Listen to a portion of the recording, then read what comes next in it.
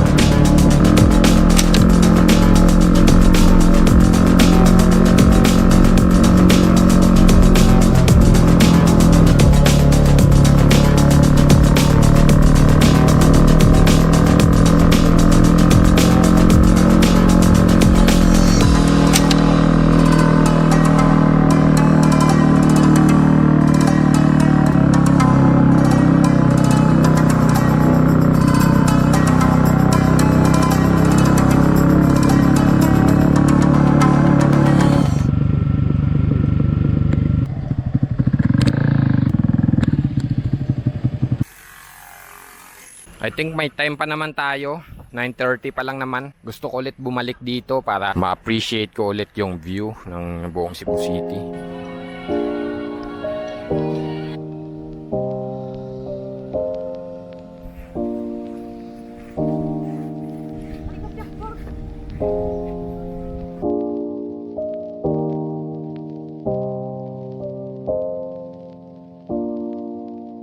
So may dinagdag na pala sila dito na part na to.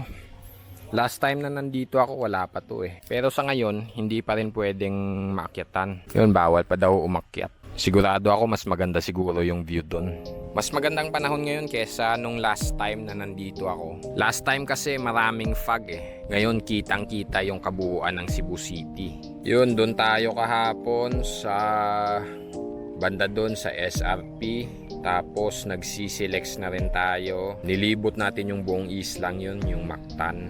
Mga 1 oras din yun or mahigit yata. Tapos doon tayo tumawid sa Mandawi Bridge. Sa tulay pabalik ng Mandawi. At yun yung dinaanan natin papunta nung north of Cebu. Alright, may hinahabol pa akong trip na 1:00. Alis na tayo dito, patuloy na tayo doon sa TCH.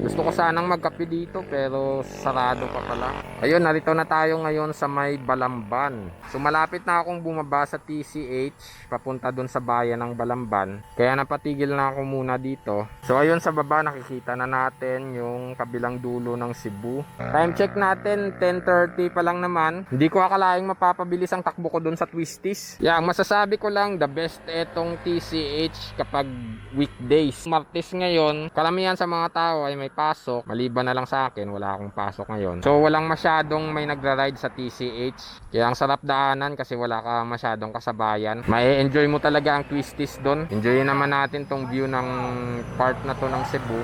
Napakaganda, mga kabundukan lang dito. Tapos makikita mo yung industrial area doon sa baba.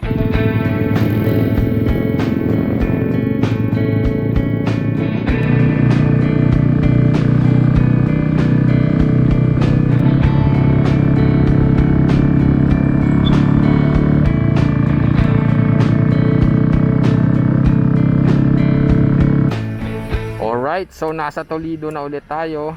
Ang time natin ay 11:35. So tamang-tama lang. Kasi dapat maaga kang makakuha ng ticket. So andun na yung port. Hinahabol natin makasama sa 1 PM na trip. So punta na ako sa port. Bibili na muna ako ng ticket bago maghanap ng makakain. Kasi malapit ng lunchtime. Ayun, nakakuha na ako ng Coast Guard. Nakapatatak na ako sa Coast Guard. Kailangan ko ulit maglakad balik dun sa ticketing para bumili na ng ticket. Doon na yung ticket. Sana meron pang space para sa motor sa 1 PM. Alright, nakuha ko na yung ticket. Anyway, naghihintay na tayo na makapasok itong motor dyan sa may ferry. Time check natin 12:48. Malapit ng mag-alauna. Ito yung alauna na trip.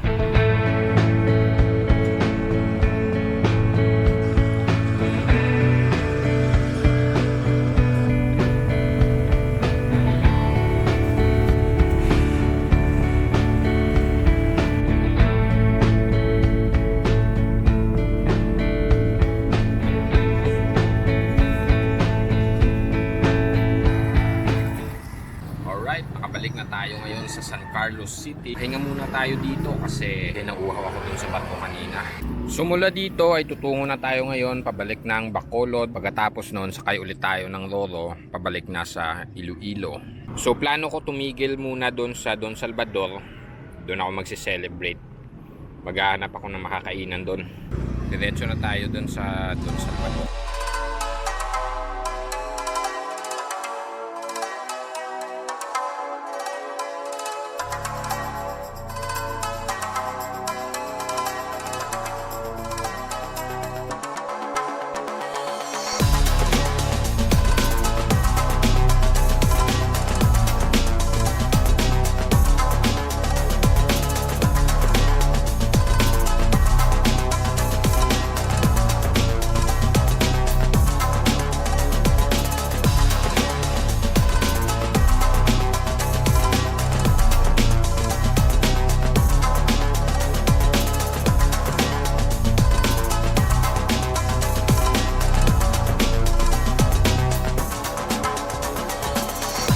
Lagpas alas 5 na pero tumigil muna ako dito para magkape.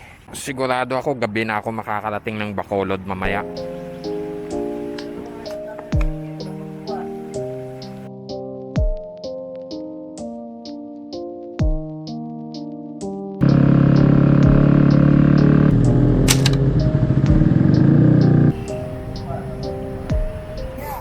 Okay, nakabalik na ako dito sa Bacolod. So tumigil na lang ako dito sa NGC.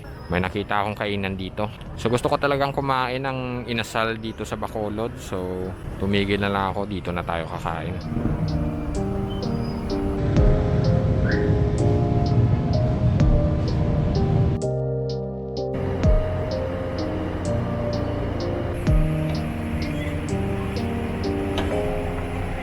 Okay, time check natin. Malapit na 7:20 ng gabi. At nandito na ako ngayon sa Roro Port. Pauwi na galing Negros, papunta ng Iloilo. So hanggang dito na lang siguro yung video. Wala naman akong masasabi pa. Palagay ko makakaalis to siguro mga malapit na alas 9. Dating tayo sa Iloilo mga alas 11. So ayun, enjoy tayo sa trip na to. Napakasaya. Kahit na ako lang mag-isa, goods pa rin eh. For the experience lang. At masasabi ko napakasulit talaga na experience. So yung pagod nandyan lang yan. Pero sa totoo lang chill nga lang yung biyahe na to eh. Kasi hindi naman ako nagpuyat eh. Enjoy talaga ako. Napakagandang experience. So ayun, hanggang dito na lang yung video. Next time na lang ulit.